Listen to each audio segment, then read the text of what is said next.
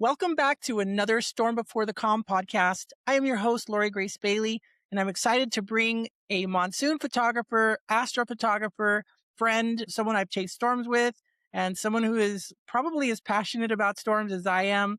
A little bit too passionate sometimes, but I think we'll get into that. My buddy, Robert Gallucci. Robert, thanks for joining me. Finally got you on here. My pleasure, Lori. I've been looking forward to this. Anytime we get a chance to talk about storms, it's a good day. The only thing better is actually chasing them. Yeah, that's the problem, though. We start talking about storms and then we're on the phone for 2, 3 hours and we're like, hey, I got to go, man. Right?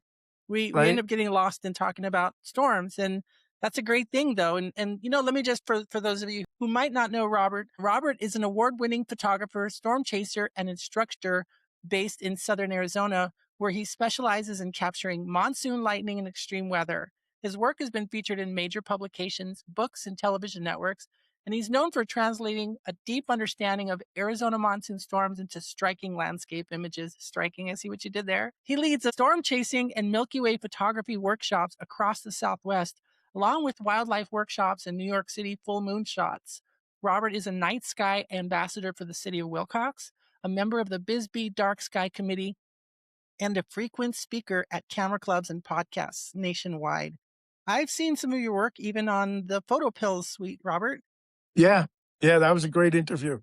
They've actually published a whole bunch of your tutorials, I've noticed. I was like, I went They into have. myself and saw that.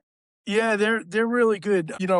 Raphael Pons, who created Photo Pills, he's a genius. And what he's done to change Milky Way photography, to change alignment photography, when you want to place an object directly behind or in front of a full moon in New York City, or whether it's a ballerina on top of a rock in a pose, Yeah, he's at the forefront of that. And he was gracious enough to interview me about storm chasing, and yeah. it was a great interview. I think it got something like 11,000 or 12,000 views. It's really cool to see, and I think that was one of the first times I realized, like, okay, this guy means business, really integrating more than just a shot, right? Getting the moon to line up. And I know there are a lot of photographers that do that, but it takes some work. I've tried it. I suck at it, by the way. I set up, I got the saguaro in front of me and I'm waiting for the moonrise and the moon's over here. I'm like, is it my phone? Is it me? I'm trying to use this app and it takes a little practice, but you've actually showed people how to use that I and do. love In to my teach workshops, I people. do. Lori, with a lot of photography, you don't see the misses. You don't see the Yeah, times that I right, did not get the shot. You're only seeing the best of the best. So right, there's nobody that goes out there and nails it every single time. So it's same with storm chasing. You could have the best information, you can right. read the sky as well as you possibly can, Yeah. and the lightning is hitting 5 miles away. Mhm. So, people need to give themselves a break. Well, I've known you for a few years now. Yeah. How long have you lived in Arizona? And let's go back a little bit. Before we get into some of the cool things that you specialize in and even the things that you're going to be doing this summer, wink, wink. We'll get into that in a few minutes too. But I wanted to find out, let's bring people kind of a little bit backwards and find out how you came to find a love for photography and expand into landscape photography because I was flipping through and I saw you even on the news. I'm like, is that Robert on the news? And I was like, oh yeah, he's doing astrophotography and was it Bisbee? And I'm Bisbee. like, oh God, man, this guy is everywhere. But because you have that passion and you learned how to capture these really cool shots that, a lot of people want to go out and try themselves and you actually take people out there. So how soon did you first fall in love with photography? And let's go from there. So I've always wanted to be an artist, but I Hmm. suck. I mean, I just can't draw. I can't paint. My Yeah. voices would kill people if I sang, but I had this creative streak in me and I didn't know how to express it. And in high school, I found a camera and I started using photography, but that fell aside when I got into college, and then, life happened, and a Uh-huh. career in technology and venture development, and I basically lost it. But when HP came out with like a 10 megapixel digital camera. I bought one, right?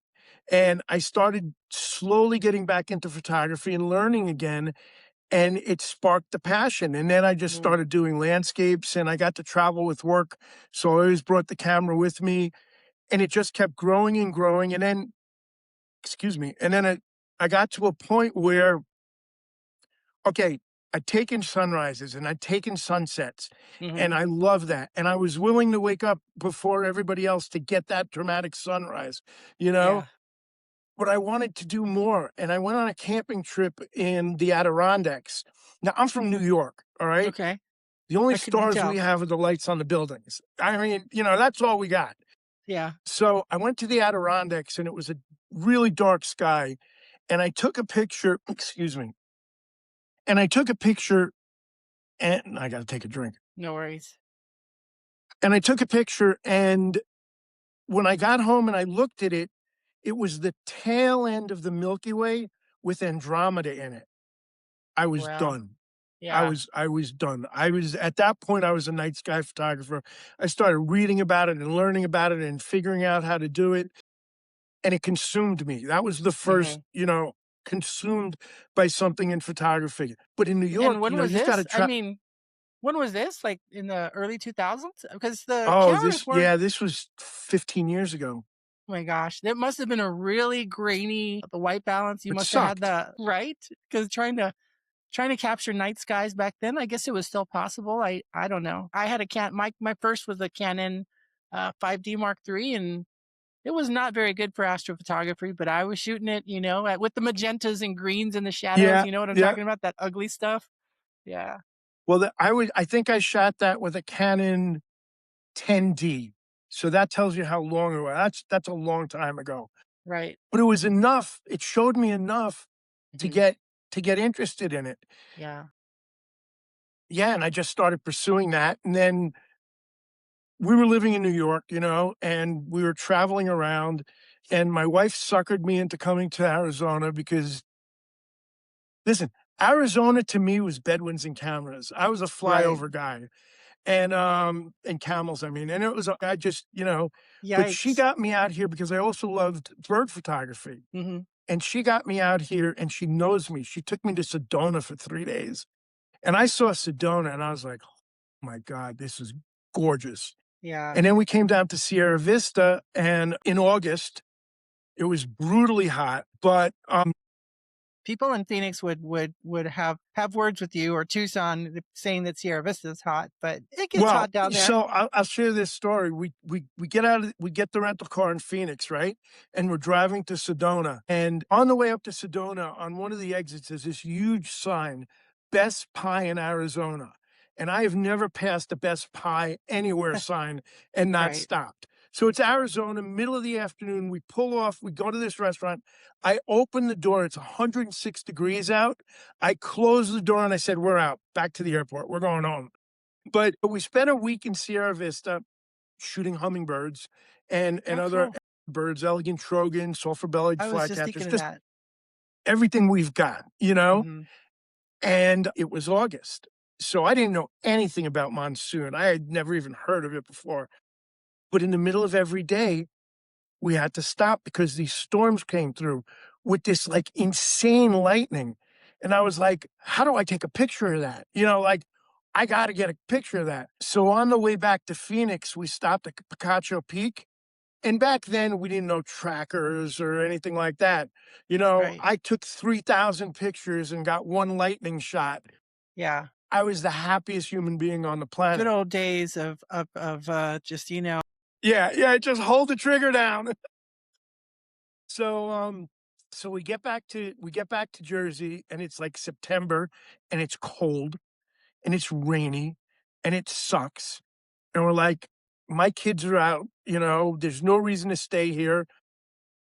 We literally got a U-Haul, packed up the house, really. found a rental in here in Sierra Vista, No kidding. drove down, had no idea if I was gonna be able to live here, and said, Wow. "We'll give it 6 months." And 6 months later, I looked at my wife and I said, "We can move further away from people. I'd be really happy with that." Yeah. And yeah, that was sort of how my photography progressed. And here we had dark skies are measured on a Bortle scale. Hmm. So 9 is super light, 1 is super dark. And we're Bortle 3 and 2 here. So I could do night sky Nice. photography. Piece of And then the cake. storms came through and I could do storm photography. I was like, this is So you paradise. realized that you all moved in essentially when it comes to landscape photography, you guys landed in the freaking treasure chest The inside the treasure chest. gold and the jewels and the rubies, and you It's landed everything. right in there And as far as even everything. sunrises and sunsets are so Yeah. much more beautiful here. We've got the dust in the sky. I mean, we've got amazing cloud formations where some people may see lenticular clouds once a year. We'll get them regularly, and they're just next level. Or spaceship cumulus. I mean, Yeah. it's just awesome to photograph here. By the way, like while you're All hyping up right, Sierra Vista and Cochise County, you're wearing a shirt, by the way, it says Cochise County on it, right? yeah, Yeah, check that out. So, and I'm just stepping in and I'm interrupting you too because I say that Nogales, Rio Rico, south of Tucson is still that area of the best dark skies, night yeah, skies, and all that stuff for lightning and sunsets and all that yeah, stuff and astrophotography and then sprites, which we'll be talking about in a minute. But for Pete's yeah. sake, every time I've gone up there, I've always tried to get a shot of lightning. Where are you here? And I kind of jumped ahead of the game here, but No, that's all this right. was close to Sierra Vista.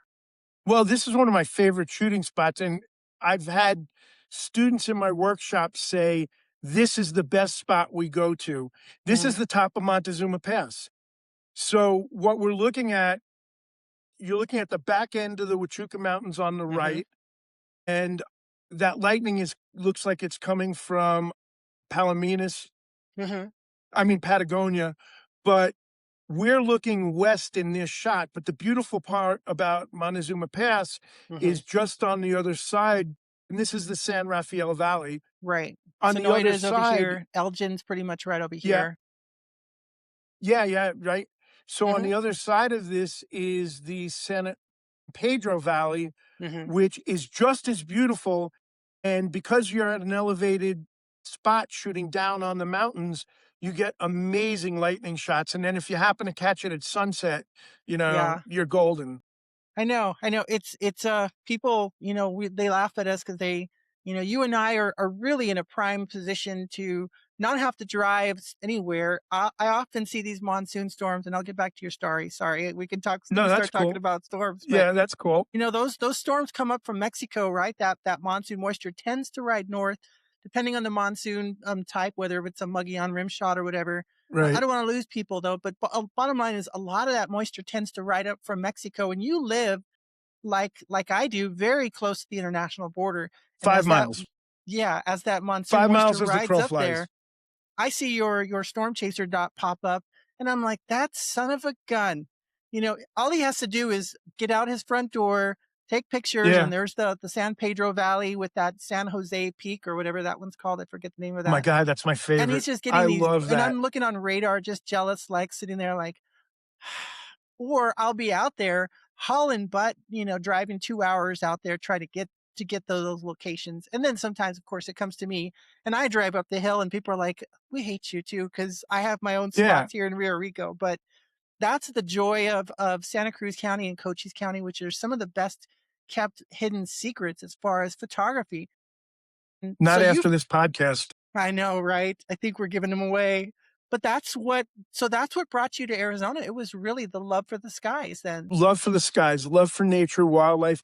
The other thing that was really big was I have sort of this self imposed or restriction or mantra, which is I don't want to shoot other people's shots. So, I mean, Mhm. listen, there are Same. Absolutely. so many absolutely incredible photographers in the world. And the guys that found Jackson Hole or that did Horseshoe Bend or that did Antelope Canyon, the guys that started it with those pictures, the guys that took those they took original shots. And then a lot of photographers went in to get those shots. And they're great portfolio shots. And Mhm. other people take different angles and they're beautiful. That's fine. But I didn't want that. I wanted my Mhm. own shots, and Cochise County is untapped. I you know. know? And it's funny because in Cochise County, we've got, Chiricahua National Monument, Right. and Another and Arizona best kept hidden secret. right? But now they're gonna make it a national park, and I worry sometimes like, "Uh-oh, what's that Gonna gonna bring do the to it?" people. Right? And then, if you look on social media, Bisbee has become this every 3rd reel you're Such a seeing cool hipster Bisbee. town. Yeah, and I work closely with Bisbee and the tourism d area, so I guess I'm partially guilty for that, but, more and more people are coming in. So, We need the less and tourism less though. of an opportunity to take original shots, but we've still got plenty. We've got the Dragoons, Yeah. we've got so much that we can shoot here. You know, Robert, when you said that too, we storm chasers usually one of the biggest complaints, right? When you're chasing on the plains is what? Chaser convergence. And you're going to Yeah, experience that in a few weeks here. You're going to know what it's like yeah, to be, in this conga line of 200 chasers and you're just trying to get to the next supercell in Kansas or something on a dirt road. It's just, it is what it is. But Arizona, I tell people, they're like, well, is there convergence? I'm like, Arizona's skies, they're wide open. When you get close to Tucson, like you said, there are the tried and true sites. But yeah, I love capturing that. And I do love, there's such a good camaraderie. I think eventually I'd like you to maybe even talk about that too. You can disagree with a lot of people about a lot of things, but when it comes to storms, it kind of brings us all together. And we have a very robust, for the most part, drama free group of people who really love storms in Arizona. yeah, So even when we do, there's a little bit of convergence on a mountain, but there's this camaraderie there that we're all excited to, but at the same time, I love meeting my friends, but you said something that really resonates with me, and I think it resonates with the people that come out to your workshops is that they want to get images that nobody else does. That's right, in a different location, a different hill. And right. those. You've been studying those hills and all that for years now, and you offer that advantage because they start off there. It's just a different experience.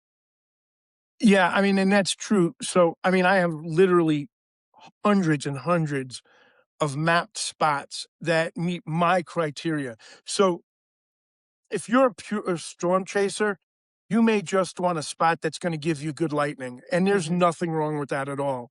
But for me, I want a spot that's gonna give me good lightning and a landscape image. mhm. So, I've mapped hundreds of these spots where I know if the storms, to quote Serlin, to get me to the stadium so that I can find my seat at a Yeah, great landscape location, um, and get my people the pictures. I mean, it's all about for me, it's about getting a landscape picture. For my students, it's about getting them a beautiful landscape picture that not only are they gonna have insanely dramatic lightning, but they're gonna have it in a scene that tells a story about the land that we're on. and they're gonna go home going, "Holy cow, you've gotta Yeah, you've let me tell you about this." That's what I love most too about storm chasing is that for you and I, it's not just about going out, getting a click, okay, I got another shot. And it's not just about capturing lightning either. It's, okay, I've got 1,000 volts of lightning, yeah, yippee ki or whatever you want. There's a story to tell, and people say, "Oh, you can't tell a story." I keep hearing that in amongst photographers is, right. Laura, you can't always tell a story. And to me, the more I'm doing these podcasts, Robert, the more people like you are telling me, hell no. I remember the streets that I turned on trying to Yeah, get to this location. I remember encountering this, and then there was an elegant Trogon as I was driving up yeah, and you're like, what? And you remember this, and it creates life moments, just it by doing does. what we do. And I really think there's a story to tell each and every day when we go out to pursue something like extreme weather, like you and I do. Well, it also it satisfies that itch for something new. Because Exactly. yeah, sure, it's lightning, but it's not the same lightning you got yesterday, and it's not gonna be in the same place, and as importantly, the cloud formations aren't gonna be the same. Yeah. So, you've got a new palette every single day to capture, That's and that's very different true. than waking up and, taking a picture of the sun rising behind the saguaro. And don't get me wrong, I wake up to take a picture of the sun rising behind a Yeah. saguaro. Yeah. I mean, But that there's variety is there right, for what we do, especially when right. it comes to, especially when you can integrate the storm photography and astrophotography. Holy smoke, what a Yeah, pair. Capturing, people seem to really resonate when I'm able to capture this beautiful cumulonimbus over the Santa Rita Mountains, and then there's stars above it. And they're like, yeah, "How in the hell did you get that?" And I'm like, it's a little bit of, well, it's a lot of experience basically, and it's a little bit of luck, and it's a little bit of distance, and there's a formula to it, and I'm learning how to do that, and I love sharing that. But I'm gonna, but you got to keep those secrets too. You don't yeah, want to some share of them. everything with everyone. Yeah. Well, I mean, the Holy Grail shot, to get a storm with lightning and the Milky Way in it. Right. That's a storm chaser Holy Grail in Hmm. Southern Arizona, but And we can that's get not them. easy either. No, it's Well, and, you can't plan it. right. Well, A you little you bit. can you can increase the odds ever in your favor. Speaking of Hunger Games, you Yeah. can make the odds ever in your favor, and that's what we Well, try to do basically. it's like lightning and rainbows. I mean, I Mhm. can't tell you when a rainbow is gonna happen, but I can tell you that if the sun's in my back and I've got Mhm. mist in front of me, the odds are there's gonna be a rainbow, and if I've got a lightning producing storm, then I'm Mhm. probably gonna get lightning and a rainbow, so I can set myself up to get it. You can't guarantee it, but you can set yourself up to get it. I've had people ask me, or text me when I'm in a storm and I'm on the west side of it and everybody's on the other side. If you're on an east side of a sunset storm, you get the color, you get the Yeah, lightning and the gold yeah, and the red colors, bonkers. But if you're out on the other side and you're in the hot spot and you're looking back into the storm with that sun shining from behind you, yeah, guess what? You start to get the lightning and you start to get the rainbow too. And I yeah, do that. And people are like, "What are you doing over there?" I'm like, rainbow. I'm just driving, like I cannot respond to this, but I know what I'm after. And that's just the way I operate, and I'm so glad that everybody has their own passion to chase, their own ideas what to Yeah. chase too. So, I wanted to ask you, what, speaking now, you're talking about these different types of storms. Can you share with us one of your most memorable experiences while chasing? So it happened last year. I work closely with Pro Media Gear, and they sent me a rail so that I could set up, and it's a curved rail.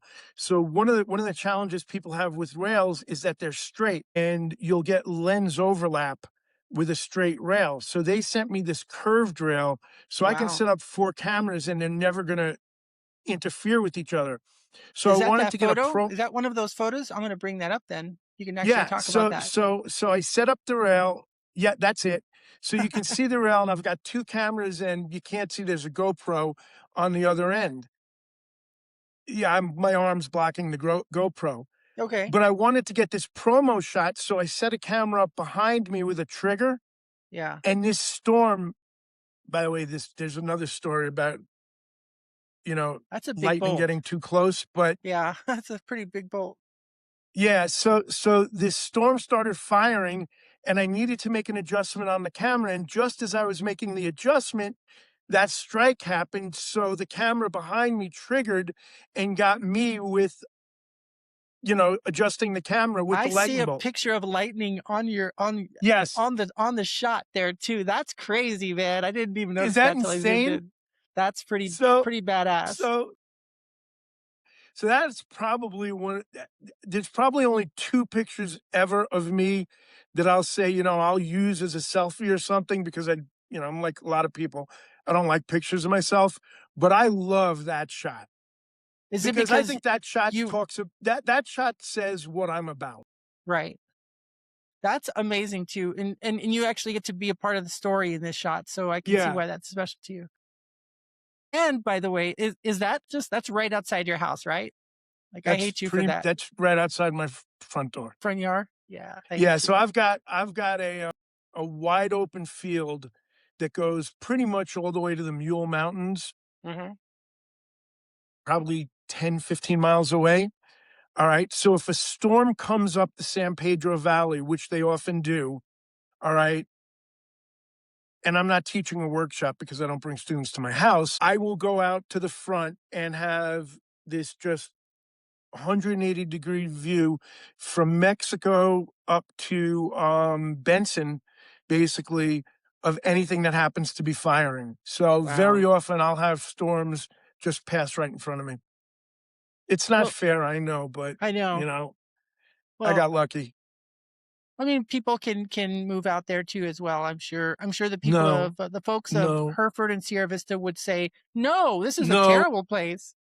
When I share some of my favorite shots out of the Chiricahua area, and I tell them Yeah, I have some beautiful lightning rainbow shots just on the eastern side of the Chiricahuas, which is a magical place, by the way, really is. beyond magical. Not even talking about the bird sanctuary and the birding and photography and all that. No, You know, just it's so beautiful out it there. is magical, and even cell phones are. It's called. There's a place called Portal on the eastern side of it's called a portal for a reason. I took my kids to a cabin, and it's so pristine. Portal One out there, Portal 1, crazy, Portal just 1. When you get crazy on the east skies, side of the, Chiricahuas, you're and people won't have this reference, but Douglas is now behind you, so right? you've got nothing but dark sky. Well, I hope that I hope people listen and understand just how incredible it is. They think of Southern Arizona, they just think of Yeah, Sonoran Desert, and they don't even know how beautiful, the high desert is once you get out in that direction right. towards Cochise, Well, and people where don't the Sonoran understand. begins to mix into the Chihuahuan Desert. By the way, that Yeah. area is where they actually blend. It's and people don't understand that, we have the Sky Island Mountains, and not everybody Hmm. understands what that is, but so, people think of the Rockies, and it's a continuous mountain range from the border to Canada. Well, the Sky Islands are a non-contiguous mountain range, meaning it's all the same mountain range, Hmm. but there's valleys in between each mountain. And we have, I think, 7 or 8 ecological zones Hmm. that you go from the basement, which is about 4,200 feet, up 10,000 feet, and you've got different flora and fauna at each zone. So Right. it's the most biodiverse area in the United States. That It's that just was the And this place is I know we're magic. off track here, but I Yeah, just love talking about this area because when people tell me, oh, yeah, okay, so there's mountains out there. No, you don't get it. You're going from 2,000, 3,000 feet, right. 1,500 feet in Tucson or 2,500 feet in Tucson and I just looked at this Chiricahua Peak is 9,773 Yeah, feet. yeah. All Miller these nine plus, I'm Miller losing you Mountain there. behind us is over 9,000 feet. So, yeah, it's just it's magic. It's I magic. know, I know. And Those Sky Island Mountains are one of the reasons our monsoons are so exceptional because they give orographic us the lifting. lift. Yep. Mhm. Exactly. The orographic lifting, for those of you who don't know, basically you get the moisture and as this and in the desert, as the deserts begin to heat up during the day, and you have that moisture, then you begin to have that lift as the winds push that moisture up against these giant 10,000 foot peaks. Mount Graham is over 10,000, by the way. Yeah, And once it pushes those, that moisture begins to condense, and that's typically where we get the beginnings of our monsoon storms is right over the mountains. And then we just need that upper level, that mid-level steering flow to push those off into the deserts. And it's a science, but it's beautiful to watch as once you've learned and learn how to expect storms to form. It's just beautiful setting up like a movie theater, right? Like you set up yeah, your stuff before they're even done. You just start to see the popcorn of the yeah. fair weather cumulus, and you start to see them bubble. And I see Roberts out already at 2 o'clock in the afternoon. Well, I have a feeling that something's going to happen over the Huachucas or the Chiricahuas, and Right. we tend to know like okay, this is where it's going to start, and where it goes, who knows? That's where the chase is on. I tell my students to go outside in the beginning of the day, in the morning, right? Hmm. And look at the That's mountaintop. perfect. And I say, okay, do you see those little tiny baby clouds Hmm. that are up there? That's our storm. And they're like, "What?" And I'm like, "Because they have to begin somewhere, and all this moisture is starting to go up the side of the mountain, and you'll watch throughout the day as those clouds begin to build, as more and more moisture gets thrown up into the mountain, and you'll see, and then, usually what, 2 o'clock or so, it's showtime." Exactly, exactly. And I do love to chase it from beginning to end. I still love nobody doesn't love to be at the right spot for a good sunset storm. And that's really where the Yeah, magic is. But there's so much more that you can capture. Like honestly, lightning's really not my favorite thing to chase between storm initiation in the middle of the day until, right. 4 or 5 o'clock in the evening when you can really get the crispness of the bolts. That by the way, you've actually captured even last year working with a little known device that you got an Jeff, opportunity to chase with yeah, Jeff Boyce. He's releasing Bolt Hunter this I guess this week as we speak. He's sending off the first shipment. So yeah, I'm just excited that more people are going to be able to not have to fret over the technology, that you can put this thing on right. your camera and then enjoy the storm and figure out the weather and the forecasting and then focus on the things that you need to focus on. But Well, that's another we little get aside for you. biased as storm chasers. We get biased. So, a lot of us don't chase daytime lightning because in the past you were going to get a noodle bowl. You were going to Right. get you were Hmm. going to A a stick, single a faint pencil stick strike, bolt. Yeah. right? But Jeff has changed that, and I proved it last year. I mean, so what for those who are watching that don't chase normally, what storm chasers really love, Arizona storm chasers really love, are the Branch. step leaders, the Yep. branches. All the And branches on the getting bolt. yeah, and getting that during the day in the past has been a challenge.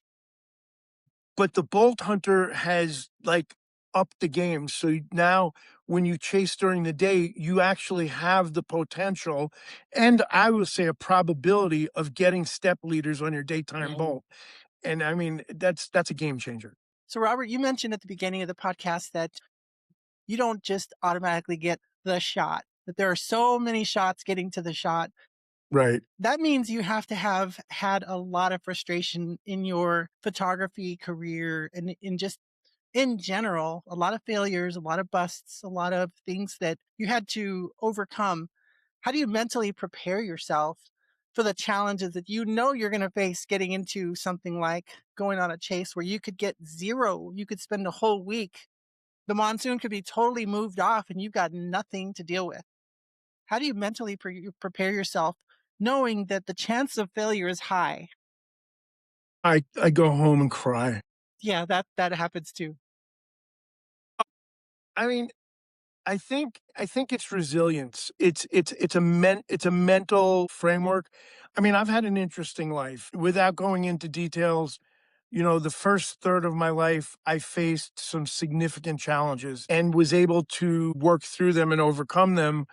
And then to actually rise really above them, I do share with people sometimes I didn't finish high school because my lifestyle just interfered with it. But I got my GED and got my 4-year degree and master's. So, I was able to overcome some of the limitations or some of the obstacles I had as a young person.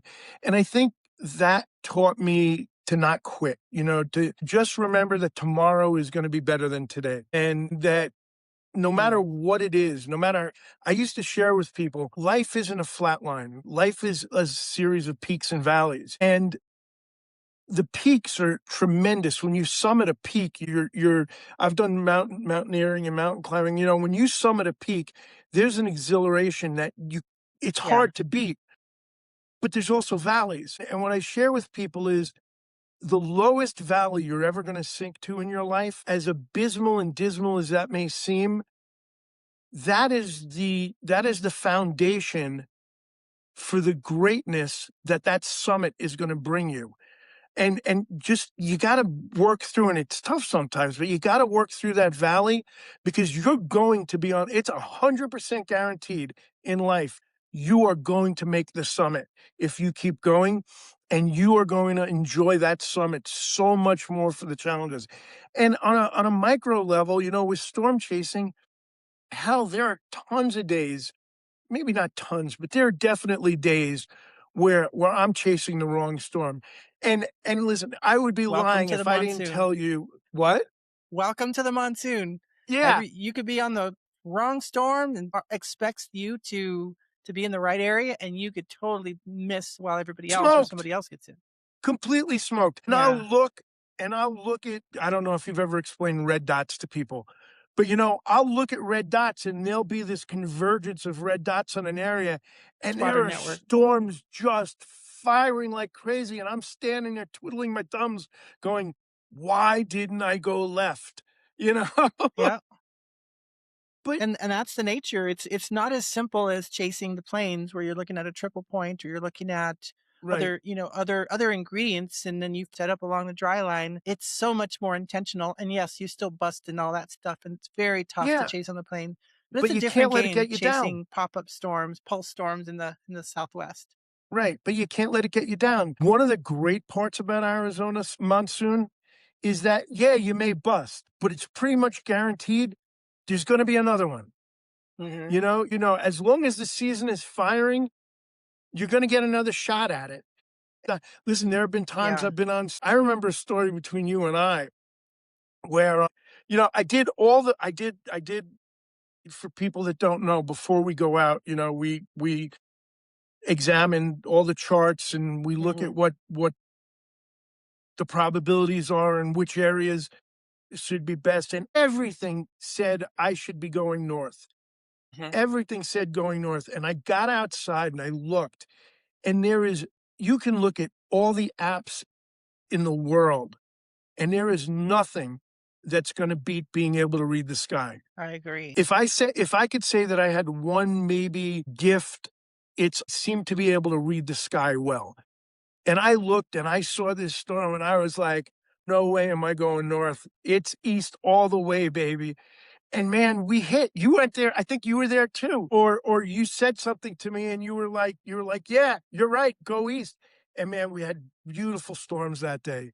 And I was Nice. like, and so yeah, sometimes you're gonna be wrong, you know? But you gotta pick yourself up and just do it again. Everything in life. Everything in life. I love that you talked about resilience too. Resilience isn't something you're born with. It's a summation of failures and choosing and choices to move forward ahead of those things and to pick yourself up. But you just got to pick yourself up. And my dad, rest his soul, he wasn't around in my life very often, but he told me something one time when he would take me fishing to Elephant Butte Lake, which is going to be at 2%, by the way. Speaking of drought conditions, they're anticipating Elephant Butte Lake reservoir to be at 2% by the end of the year, which is Wow. really, really scary as far Yeah. as snowpack. And I want to talk a little bit about that just because we have a little bit of experience and knowledge and what to expect coming up here in a little bit. But um, I always found myself like missing, I'd lose the fish when we were fishing at the lake or I would do this or I would make these mistakes. And one thing my dad just finally said, and I was frustrated and we were eating bass that he had, cooked up on the grill and we were sitting and he just sat there quietly and he goes, "Kid, there's no use crying over spilled milk." Yeah. And I was like, I never heard that before. I know it's common and most people have heard that, but it was the first time I heard that and that stuck with me. It was just like, man, I'm such a complainer, complaining Yeah. and arguing and over the misses and the failures. And that is carried with me through a lot of my own personal struggles is you know what? You just can't cry. Okay, so people have been mean to you. Okay, so people are jerks okay, so you're not at the level that you want to be at. Oh, whatever, fill in the Right. blank.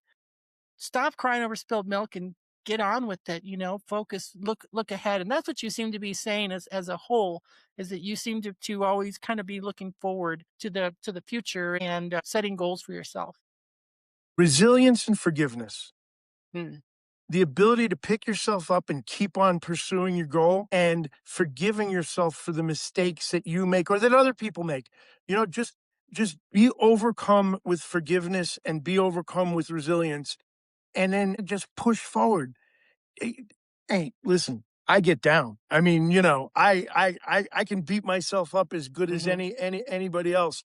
But it's how fast you can get to the point where you can forgive yourself or pick yourself up and go back out there. And that's when it's gonna be the best. That's when you're gonna find the most joy. And remembering, I mean, good God, we are such a blessed life. We chase storms. I know, right? I mean, we shoot the Milky Way. We chase storms. We see beautiful wildlife, beautiful birds. I mean, there aren't many places in the Yeah. country where you get that. And So, on top of all that, something that you and I have actually seen with our own eyes that, you know what, if I were to go to my deathbed today, one of the things in that in the final moments that I would be so grateful to the universe, to the cosmos about is what? Right. Seeing a sprite with your own eyes. I literally know that the if I have moments before my passing, that I'm going to be so grateful that I got to see this Yeah. blast of. And if for those of you who don't know what a sprite is, it's a transient luminous event. Basically, look it up, go down that rabbit hole. You're welcome. You'll be checking out Google for the next 3 hours talking about that. But basically, there's lightning that we're talking about right now, and then there's upward atmospheric lightning, and that you can only see in the darkest of skies. And it only happens out of certain storms. I won't go into too much of the technical aspects of it, but you need these giant, generally, you need these giant storm systems called mesoscale convective systems, and they will shoot lightning up into the upper atmosphere, and they're red, and sometimes they're blue jets, and there's other types of Right. phenomena that happen that you can see if you know what you're looking at, know where to look at. And if you're in a dark sky area like myself or Like Robert, us. we, Yeah. we Yeah. tend Yeah. to be in a position to look south into Mexico, where there's very little civilization, very little large cities on the northern part of Mexico, and you can see 200 miles away this lightning happening. And all I can say is it's life changing. And I still haven't shared the video of me completely losing it when I saw sprites and the Starlink and a storm over the Santa Ritas all at once. It's crazy. Brights are like the exclamation point on a powerful sentence about Right? storm chasing. I mean, once you see them, once you've captured them, you can never go back. I mean, I know. you can just never to understand. And you put that together with the power of lightning, right? Yeah. And the magnificence of the Milky Way and the scope and scale of our universe and how small we are in it. And then you add sprites to that. And you've got this nitrogen igniting in the stratosphere and like, what happened? What was that? And it's just I mean, you're blessed, but I know. to I know. to see that, it's just next level stuff. I'm glad that you talked about, a little bit about overcoming and just having to pick yourself up and having to set new goals and to be grateful. And you're talking about gratitude and thankfulness. I think that's universal, but it's hard to actually get there until you cross that bridge, right? Yeah. You're gonna fail, and all I can say is I'm grateful to have friends who are supportive like yourself and so many others, especially in Tucson, that will reach out and say, "Marie, it's okay. I know you've had a really shit year chasing, Yeah. but don't worry." Nicholas Betcher, he actually Awesome guy. yeah, he was on the podcast a few episodes back. I hope you go give it a listen. Super inspiring. And there was one year, 23 or 22, I think, and I didn't get crap that year. And he had just gotten one of the that bolt out of Marana that shot out, and it Yeah. bolt from the blue at sunset. And I was just like, man, I suck. And he's like, no, it's coming. You said that, you manifest it. Just don't worry about it. And like the next day, the storm over Rio Rico moved over, and I got the rainbow and the lightning Yeah. in the valley, and it didn't win any awards, but it was freaking come on, 3 bolts at before sunset with crossing the lightning bolt right over the Rio Rico High School. Come on. Again, get back to gratitude and just focus on getting a good shot. I think I'm happier knowing the people like the Donna Ruth Ruffs and so many other I'm people I so could just happy for name. her. Exactly. Like, I'm so glad to see people who I've known just rise through the ranks of their own successes. I'm not talking about Yeah. comparing. Comparison is a thief of joy, but seeing someone like Donna go from, just someone out there sharing, chasing her Yep. passion, getting better and better. Melissa Wamble to, Kate Dibbledock, so many people just always constantly getting better and better. Yep. And I just see what they produce now, and I'm just like, girl, you're amazing, and I'm just so proud of so many people who I've known over these years just get better and better. You're the same person, and I know I've told you this too, is you showed up and I was like, who's this guy? Who's this guy with the New York attitude?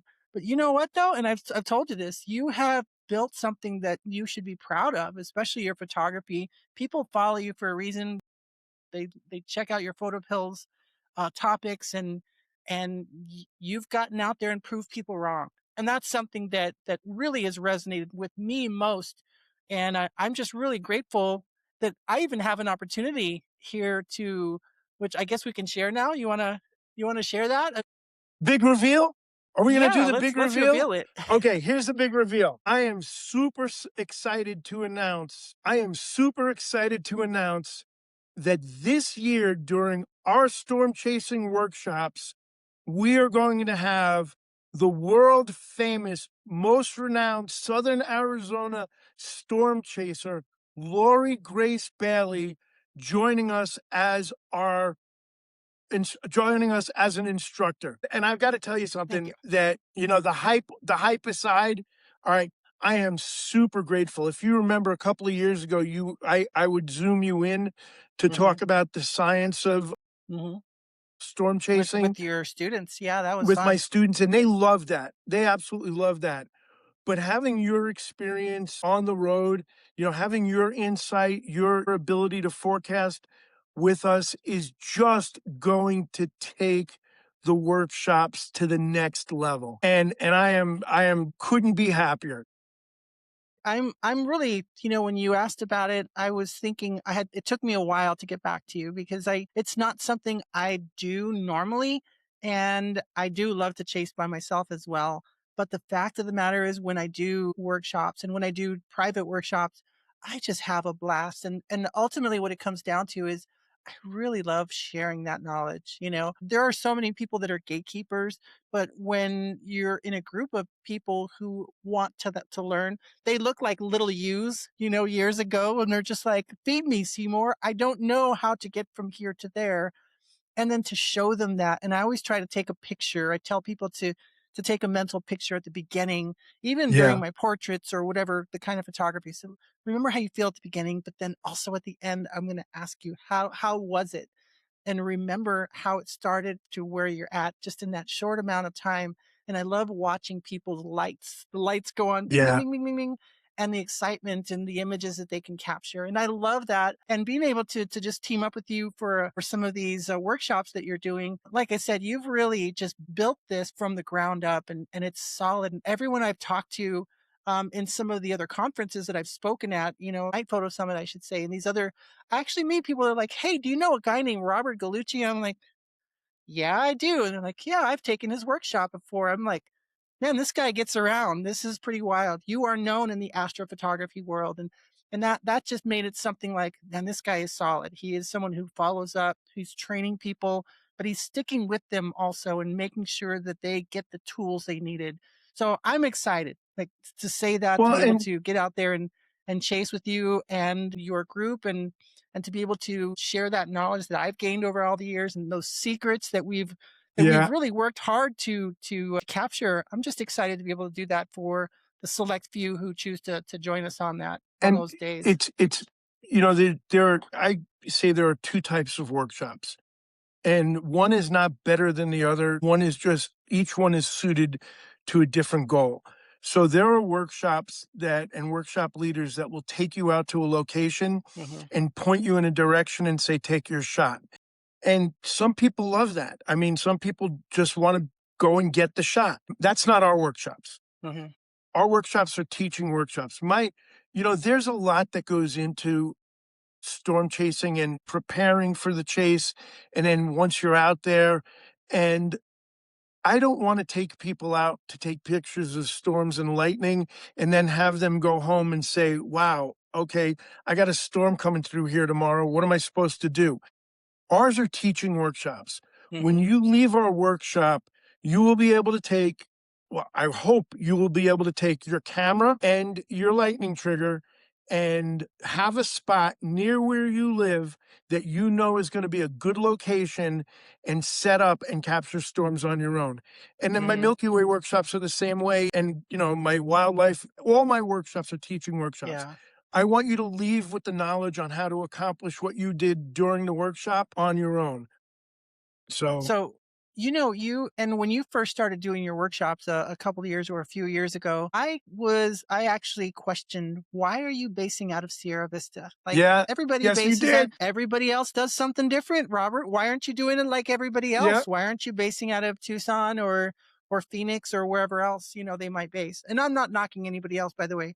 I'm talking about you. Like, Right. what's this guy? Man, people aren't going to want to go to Sierra Vista. And here I am on the flip side of the thing. We started out talking about, man, Cochise County is the place to be for storms. Oh yeah, I think I just answered my question. You know, But it was true. I mean, I remember we were talking about it once, and you mentioned, why don't you base out of Tucson because it's so hmm much easier to get from the airport to. But yeah, but then you're going to be an hour in the car every day getting down to where the storms are. exactly. It's sort of important to mention, and you've mentioned it a couple of times, but not some of the foundations of it. You know, during monsoon, the jet stream changes and the hmm moisture starts coming up from the south. Well, we're in reasonably close proximity to the Gulf of California, hmm and you've got a huge mountain range on the coast there.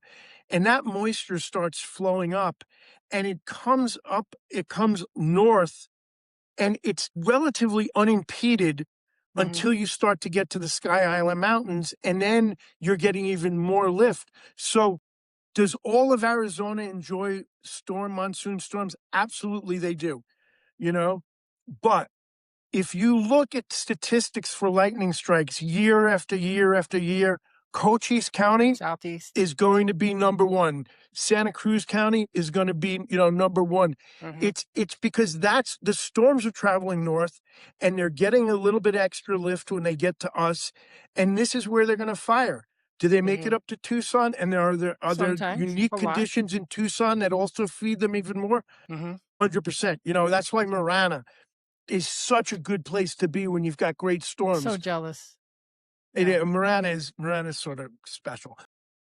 Um, but, or Morenci hmm is that Safford Co you know? Coming off of off of the White Mountains. Yeah, I mean, yeah, it's gonna be great, but consistency-wise, if you're along the border, Santa Cruz County, hmm Cochise County, you are in the spot where they're gonna initiate and where you're Yep. gonna get the most storms, and I'm like, when people come to my workshop, I need to, especially now that I've gone crazy and offered a 100% guarantee to capture lightning on my Yeah. works. I know, It's a everybody's worry, like, but hey, you know what? That's pretty, I guess I hate to use the term ballsy. I mean, it's pretty "It's ballsy to ballsy." say, I'm gonna get you a shot of lightning.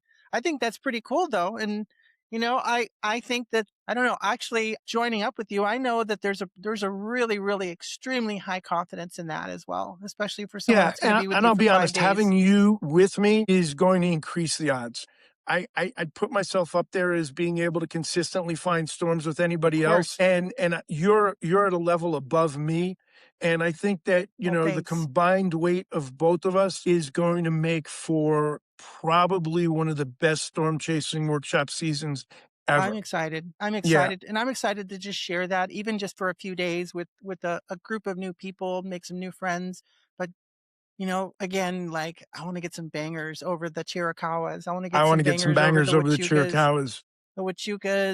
Nogales. Oh man, and that's the other thing is I have 28 years of experience working in the deserts of southern Arizona. Let's put it That's that way. right. I know these roads. It's fun stuff, but I know these roads, and I know a lot of these beautiful vistas that afford just the best views Well, of the Santa Cruz and San Rafael valleys. 2 years ago, I So found fun. Aravaca Road, you know, and that whole section of Santa Cruz that's just magic, and then It going really up to is. 3 points from there, and I mean, oh, the storms aren't in Cochise County, they're in Santa Cruz, but hmm they're not in Sonoyta.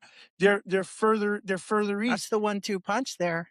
Yeah, Santa Cruz County, Cochise County, man, that's 90% of yeah, the best monsoon days. yeah, And then they move off, right? And then they can move off into Pima and everywhere else. yeah, but and Really that's cool. okay, but, even so you talk about Cochise, and we've been talking about Montezuma Pass and the Chiricahuas and everything, but hell, even Sonoyta is so That's people my people pay a favorite lot of place. money to go to Palouse, and rightfully so. Palouse has those rolling hills with the great shadows, but we have a mini Palouse in Sonoyta. You've got these For sure. rolling hills that turn green in during monsoon, and you've got these beautiful shadows on these rolling hills, and then you've got, the mules, or you've got the Mustang Mountains, and the storm comes off of that. So now Yeah. you've got these rolling hills, these beautiful shadows, this great light, and you got lightning coming off the mountain. Doesn't get I'm better going to than share this. I just captured this one last year in Sonoyta. I don't normally share my own photos because I want this to be that's about a you. great shot. But look at this shot, dude. This was such an incredible storm. And that is the Huachucas.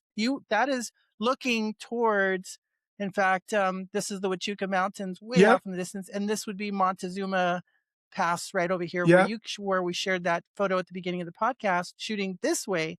And this was in right. Sonoyta. Look at the little cows just chewing on the little grass here. The craziness of this storm. That's a I was with beautiful I was storm. with Liz Camp and Brooke, the Zimmerman, and we were just like, "What? Are you kidding me?" Because of the interactions, the storms that fired off of the Huachuca, and then the outflow that came out from Nogales area, Patagonia, and it they merged, and the outflows, combined to create this storm right here. And look at them, the bolt coming through, and Well, just the you've got hail that core. positive bolt. You've got. It looks like I'm looking at hail core up in the upper left. So that's all hail. Yeah, It I was a mean, you've strong got this storm, and this gorgeous little hail core updraft. coming out of that. You've got inflow coming off that. Hmm. I mean, that's just like, excuse me, but that's the perfect storm. Oh, that's one of my favorite shots of the year. And Yeah.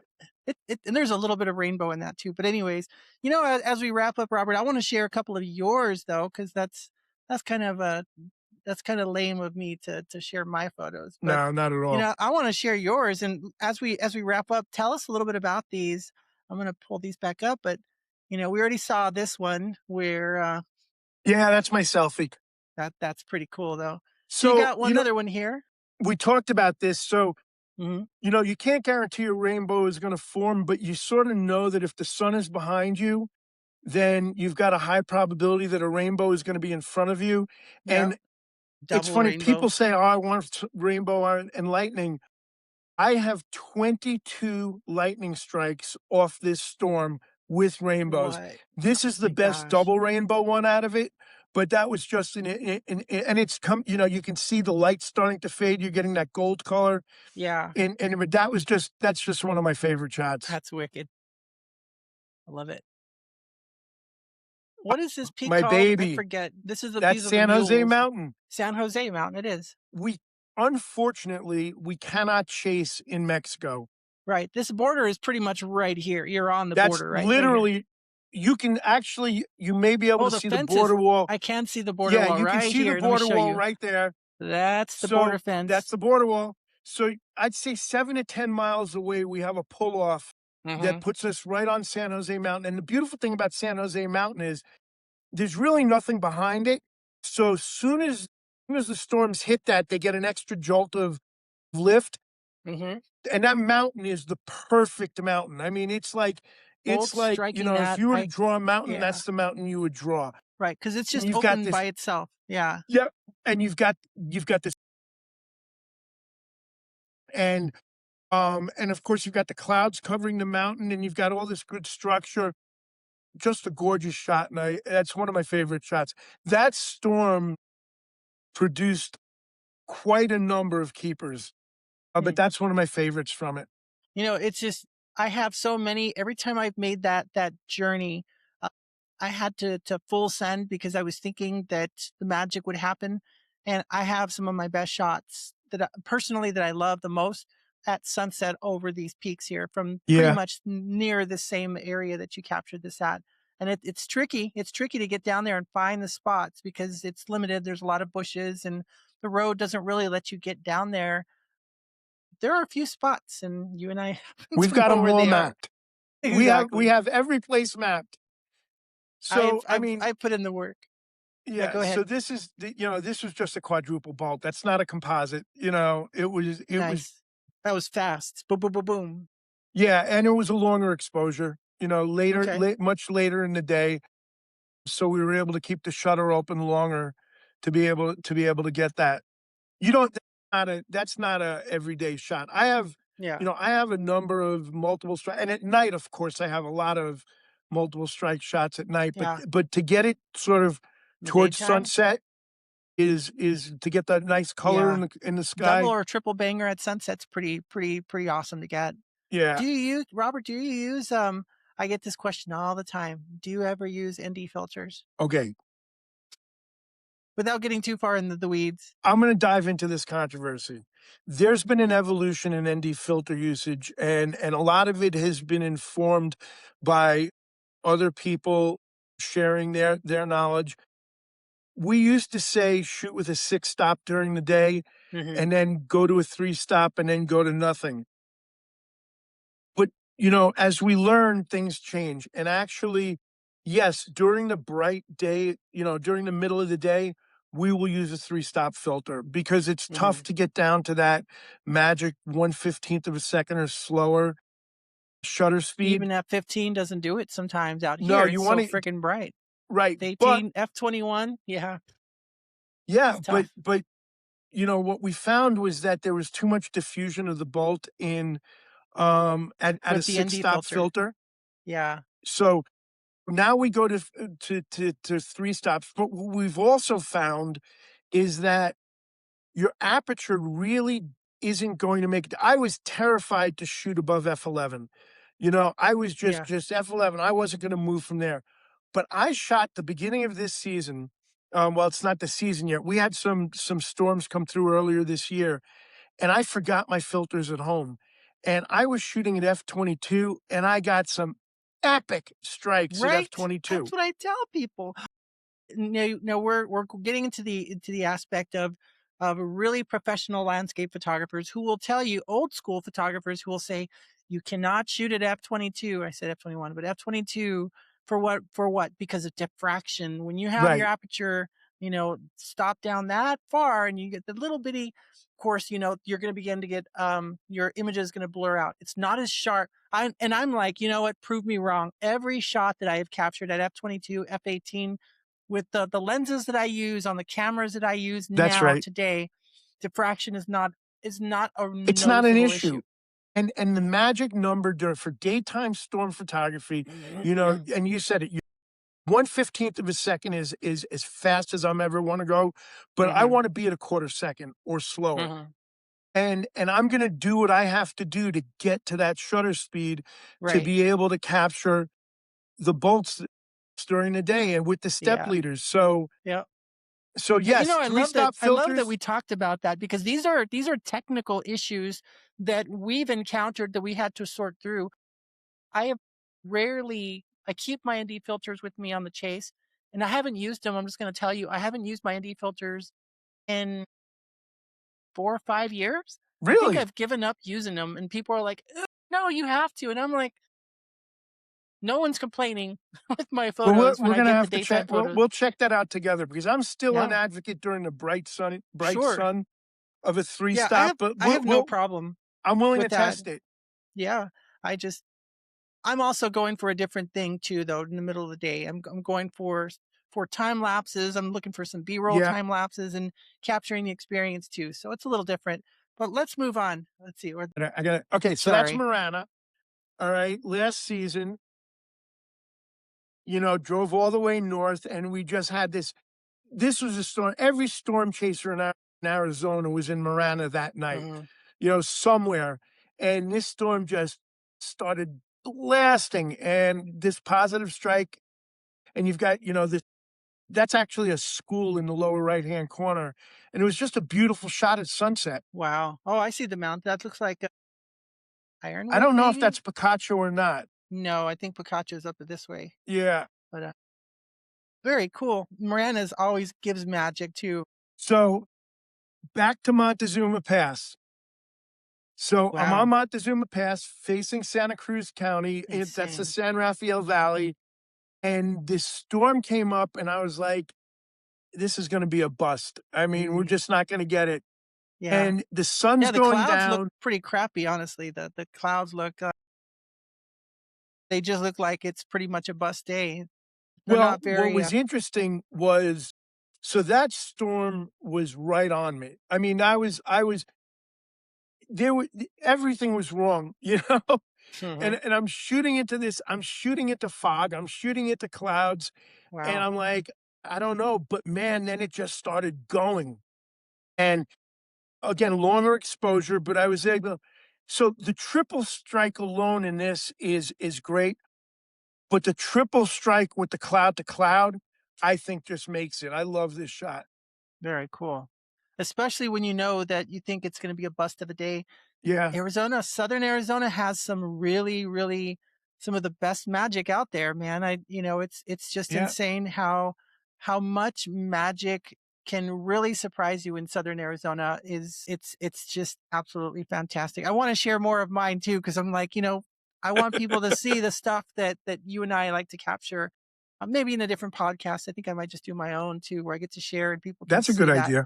I really don't share my own stuff just because I want to be able to tell other people's stories finally in this. That's So, great, but Rob, you have some beautiful stuff. thanks. And I have my Instagram. People can find me at lorigraceaz.com. Yeah. Where can people find you, Robert? So, our Gallucci workshops on Facebook Okay. So and RGA, let me get a spell this. RGALLUCCI Okay. workshops on Facebook, And I'll put that here and on the on Instagram, it's R Gallucci. okay. Those are where I do most of my posting. I am on Threads. I've just started to post to there. What Lori, about your thank you workshop? for pardon? What about your workshop? You got that coming up? How can Well, people find your workshop? yeah, let me do that. So, we would love to I've gotta do the share here. We would Yeah, love to have people join us, and can you see it? it's coming. There it is. So this is the Hey, that's my same workshop shirt. page, Argulucci Workshops Yeah. /2026 Storm Chasing. And you can see here, this is your team, Rob Gallucci and Lori Bailey. Hmm. And there is not a storm chaser that I know of in the country that's willing to make this. But I'm so confident in Southern Arizona that we have a lightning guarantee. If you come on our workshop, you're going to capture at least one lightning strike. And I'm really confident of that, even more so now that Lori is joining us. Well, if we have to drive 5 to 10 hours to get the bolt, we're gonna get it because Well, that's the name of my game. That everyone knows who knows me, that knows I'm gonna to shoot my shot. And if the lightning is in the Gila Mountains in western New Mexico, Lordsburg, West Texas, let's go, or White let's Sands. go. So let's go and be prepared for a long drive and take some snacks and bring your good shoes and But let's as a get after it. rule, but I just want to point out, as a rule, we don't have to do that. And as general rule, we've got enough storms happening between Cochise and Santa Generally. Cruz County that we can capture. But if it's at White Sands, we're going to White Sands. Hmm. You're right. So these are the workshops we run six work. Do I have six? One, two, three, four, five, Hmm. six. Yep. The July 16th to July 19th is sold out, and the August 13th to 16th is sold Wow. out. Cool. We've still got room at the end of July. We've got a little bit of room in, the last 2 weeks of Not after July. this. We've got, this is freaking me out because August is banger month, Hmm. and we've got space in August. And Banger month. I haven't had a year yet that we haven't what banger month? We Hmm. haven't had a year yet that we haven't sold out every workshops, and they will sell out. So if you're watching this podcast, my suggestion is sign up now before you miss your chance to get one of the greatest adventures you're ever gonna have. I say storm chasing is the most exciting thing you can do with a camera in your hand. I Pretty don't fun. think there's any I think Milky Way photography is the most humbling photography you can do because you see how vast the universe is, and storm chasing is the most exciting thing you can do with a camera in your hand. And if there's a chance for sprites, by the way, I didn't get sprites last year. I got the most I didn't. amazing sprites the year before. And so it wasn't in the cards. The storms were on top of us over Arizona, West Yeah, Texas, New Mexico this last year. So I wasn't you have to be a distance away to capture sprites. So I'm hoping to actually share that knowledge and unlock those secrets to those people. See, there's another There's one from some, San Jose Peak, yeah. and you've got that other strike sort of by Canelo all the way in the back, but there we go. Hmm. Oh, yep. So that's And the double sprites. strike too, and the sprites. Yeah. So I mean, and the Milky Way in the upper right-hand corner. So, I mean, if we have the opportunity to shoot sprites, we are gonna shoot sprites. Hmm. And you can see the powerful, storm on the bottom that's actually firing those sprites. Sprites are caused by positively So charged that's bolts. So definitely a that's a yeah. giant positive bolt that was overblown, that was blown out on the Oh, bottom. yeah. But you can still see that giant sprite with you know, the obligatory Milky Way on the right side too. So some Well, nice here's a balance. here's an interesting thing about sprites here. So, there is probably the greatest sprite photographer I would say in the world, in Texas, Paul. But I think he's in Oklahoma. is he in Oklahoma? Okay, so but, he's Paul just got Smith, every condition to be the magical. sprite chaser, Yeah, he's amazing, we all bow to him. But for sure. I will say this, if you're shooting sprites in Southern Arizona, your odds are you're gonna have the Milky Way in your shot because we're shooting right in at night, right into the Milky Way. So the storms are happening with the Milky Way going overhead. So you're probably Yeah. gonna get a piece of the Milky Way in your shot, I and that's epic. And Yeah. that's one of my big goals this year is to capture sprites. If you're along for the ride, then you get to hopefully be a part of that as well. But Robert, I appreciate you sharing your passion, your thoughts, and talking about resilience. Um, Let me just end with this. What do you think about this year? Last year fooled us. The climate prediction said that there'd be some above average chances for moisture in southern Arizona, and it didn't materialize until near the end of the Yeah. season. I was in West Texas. I was happy as a bug, capturing some just gigantic storms and over the Franklin Mountains in El Paso, White Sands. I just had a blast over there, but I went back and forth. So I did get in on Arizona's biggest haboob, dust storm out in Yeah. Casa Grande to Phoenix. I was here for that. But people kind of felt a little miffed at the fact that the forecast didn't play out. That's the name of the game with the monsoon, and there's frustration to be had. But this year looks different. What's your take from what you have been reading So and some of the predictions? What's Robert Gallucci's prediction for the okay, monsoon? so it is true that for most of Arizona, it was a below average monsoon last year. However, we captured in Southern Arizona lightning almost every single day. That's the difference of our Hmm. geography being this far south. So we didn't have a terrible monsoon. We didn't have the Hmm. best monsoon ever.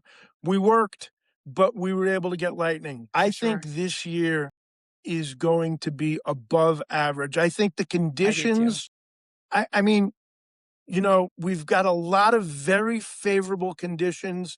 You and I looked before we started this podcast. The Gulf is beginning to heat up. Hmm. I think by mid-May we're going to hit that magic number on the Gulf of California to start generating that moisture. I think the conditions are looking good for an above average monsoon in all of Arizona. Hmm. And what that means, it's going to be really above average in southern Arizona. So I'm I I'm tend to anticipating a agree with good that. season. I tend to agree with that. I think we're going to see a couple of larger scale haboobs, and I don't have the science to back this. I just think Right. that once that moisture does hit, those sea surface temperatures in the Gulf of California right now are higher than they were this time last year. And the CPC is saying above average chances for for higher precipitation in Arizona, especially even the Four Corners area. I'd love to be able to get some shots at Monument Valley. Oh my gosh, Yes. that would be epic. Or Shiprock, like Jim Tang has captured. Yeah. I have a feeling this is going to be a banger year, and I say that with very cautious optimism because Right. everybody's like, we've been burned before, Lori, and I'm like, you know what? Take it as a grain of salt. Don't Yeah. rely on me. But I'm feeling the optimism that it might not necessarily be above average rainfall, but as far as storms, the kind of stuff that we like to get clicks on, Yeah. I have I a feeling agree. it's going to be a good I think year. it's gonna be I think it's gonna be above average. I think we're gonna have an epic season. I have a feeling that if you're a storm chaser in southern Arizona, if you're just willing to drive out of town, I think Yeah. if you're willing to drive 60 to 120 miles each and every day, I think you're going to get something worthy that you can be proud of. Not necessarily get the big clicks and stuff on social media. My goal, I tell people this each and every time, is if I can go home at the end of the day with one shot that I'm super proud of, Yeah. then I consider that a success. That's a good day. That's a That's a good good day for day. me. Yeah. And most often it's 10 or 50 shots that I end up coming home That's with like, true. woohoo. That's But true. but if I can get that one, I'm just after the one. The rest is icing on the cake. Yeah. Robert, this has been great. We get to share this experience and knowledge and excitement of the passion that we share together. And I hope those of you who are listening, I hope that you listen. And if anything, you capture something, especially talking about the stories of adversity and resilience, because that's really what we're trying to do. Most of us are storm chasers, we've already been through a lot of crap in life, and Yeah. we travel to the storm for the calm of it and for the excitement and the Yeah. enjoyment of it. And so anyways, Robert, it's been great, and I look forward to joining up with you and your guests on the tour. Cool. Well, I mean, thank you for having me. This has been amazing. And, I'm looking forward to feedback.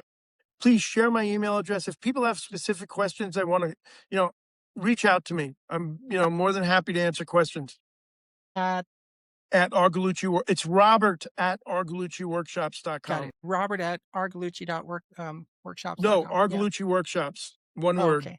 Okay. .com. I'll make sure it's right there on the bottom there, and then they can find you there. Pretty easy to find, not an easy name to miss on the internet. So No, I was born Italian, name's long. I'm not going to go there with the soprano joke. We'll end with that.